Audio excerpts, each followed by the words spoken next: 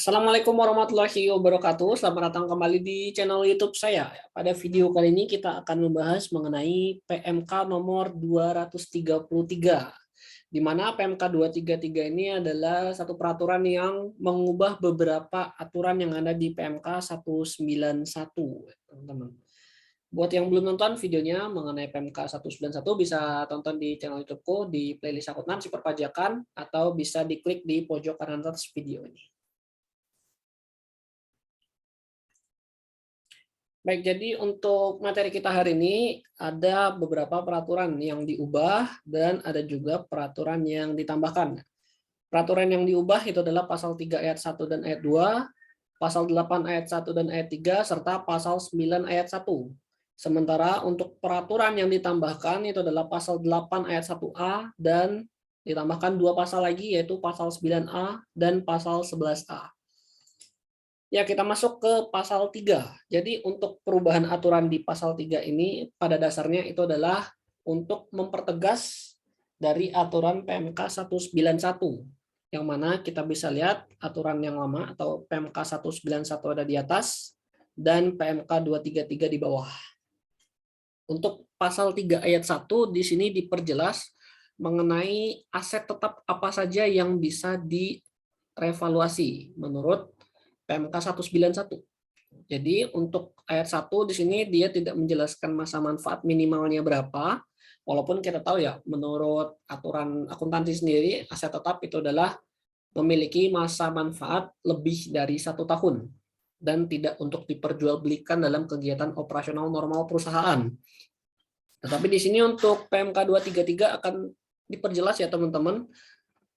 Untuk ayat satunya diperjelas bahwa aktiva tetap tersebut yang bisa direvaluasi adalah aktiva tetap yang mempunyai masa manfaat lebih dari 1 tahun.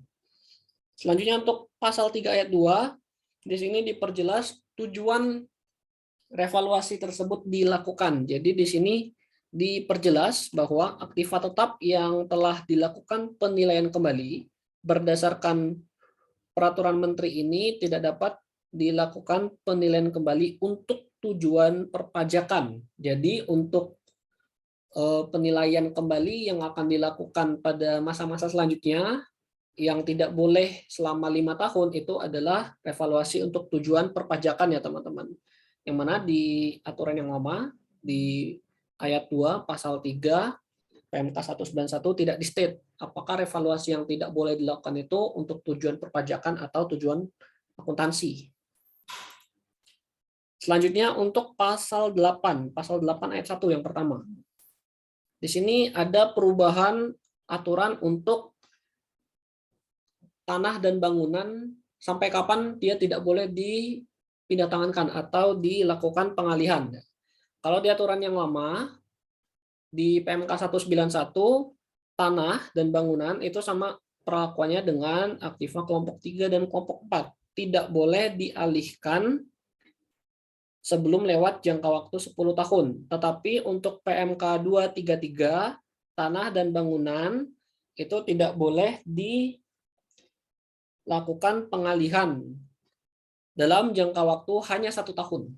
Jadi awalnya 10 tahun menjadi 1 tahun. Untuk konsekuensinya sama ya.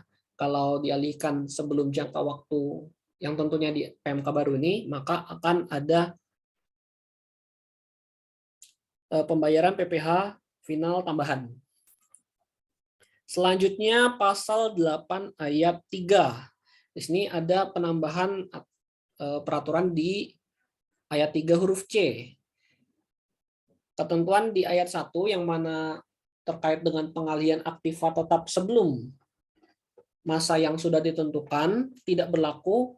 Untuk huruf C ditambahkan penarikan aktiva tetap WP dari penggunaan karena mengalami kerusakan berat yang tidak dapat diperbaiki lagi dan atau tidak dapat berproduksi kembali. Jadi jika aktiva tetap tersebut belum mengalami kerusakan berat tetapi sudah tidak bisa berproduksi lagi, tentunya berproduksi dalam konteks 3M penghasilan, maka aktiva tersebut boleh-boleh saja untuk dipindah tangankan dan tidak ada tambahan pembayaran PPh jika ada selisih lebih, teman-teman ya. Lalu selanjutnya ada penambahan ayat baru di pasal 8, yaitu ayat 1A. Kenapa ada ayat 1A? Ayat 1A ini adalah ayat yang untuk mengakomodir gap antara PMK 79 dengan PMK 191, teman-teman. Jadi untuk PMK 79 yang boleh melakukan evaluasi aktiva tetap itu adalah Badan dan BUT. Di sini kita tidak akan bahas luar negeri atau dalam negeri, karena untuk Badan dan BUT itu perlakuannya sama ya, pada dasarnya, baik itu luar negeri ataupun dalam negeri. Sementara untuk PMK 191 yang boleh melakukan revaluasi adalah Badan, BUT, dan di sini ada OP pembukuan. Sebagaimana kita tahu, untuk OP, PPh-nya tentunya tidak sama dengan PPh badan, teman-teman. Walaupun dua-duanya bisa melakukan pembukuan. Tapi untuk OP tentunya tarifnya berbeda. Kenapa ada persinggungan tarif? Karena kita akan berbicara mengenai masih tentang pengalihan aktiva tetap sebelum waktunya berakhir. Sebagaimana yang sudah dibahas tadi di pasal 8 ayat 1. Konsekuensinya adalah pembayaran PPh sebesar tarif tertinggi, pajak penghasilan, dikurangi dengan pajak yang sudah dibayarkan. Seperti itu, teman-teman. Nah, tarif tertinggi ini tentunya berbeda antara tarif tertinggi badan dengan tarif tertinggi OP. Teman-teman ya. Kalau di pasal 8 ayat 1 itu hanya di state PPh WP badan, begitupun di PMK ya, PMK 79 dan PMK 191 hanya disebutkan PPh WP badan. Nah, maka di sini muncullah ayat 1A untuk mengakomodir perbedaan tersebut. Jadi ya, di sini untuk PPh badan tetap menggunakan tarif di pasal 17 ayat 2A, yaitu tarif PPh badan, teman-teman. Sementara bagi OP maka akan berlaku tarif PPh di pasal 17 ayat 1, yaitu tarif PPh OP, yang mana tarif tertingginya pada saat ini, pada saat itu maksud saya, itu adalah 30%. Oke, begitu. Selanjutnya, untuk perubahan di pasal 9 ayat 1.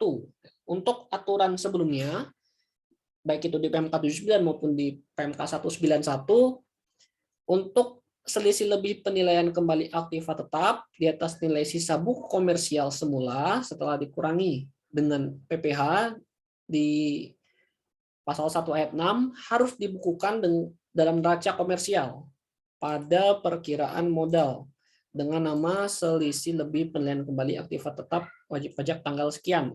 Di sini harus ada sudah dibakukan nama akunnya. Tetapi untuk PMK 233 di sini tidak ada keharusan nama akun, hanya harus dicatat pada laporan keuangan. Di sini harus catat dalam laporan keuangan WP. Tidak ada keharusan lagi.